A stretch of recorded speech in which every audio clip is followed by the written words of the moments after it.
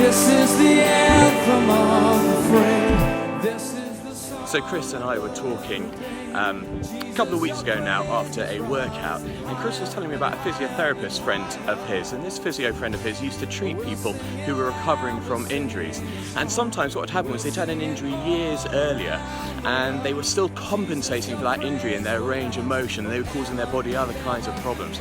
And Chris's physio friend said that actually quite often they had recovered from the injury, they were perfectly fine in their bodies.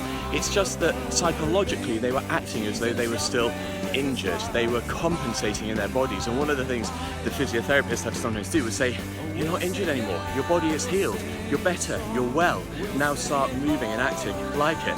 That got Chris and I to thinking about the fact that sometimes in our lives we can live with psychological wounds or the trauma of old wounds, and sometimes we're healed and we're recovered, but we act defensive, vulnerable, we protect ourselves. Jesus says in John chapter 8, if the Son sets you free, you shall be free indeed. And actually it's a profound truth for us that as Christians we have been freed, forgiven, healed, and our wounds do heal, and we need to learn to live without that defensiveness, without that protection that we put around ourselves. Like that physio friend of Chris's, we need to help one another learn that we've healed, we're forgiven, we're free, and now we can live.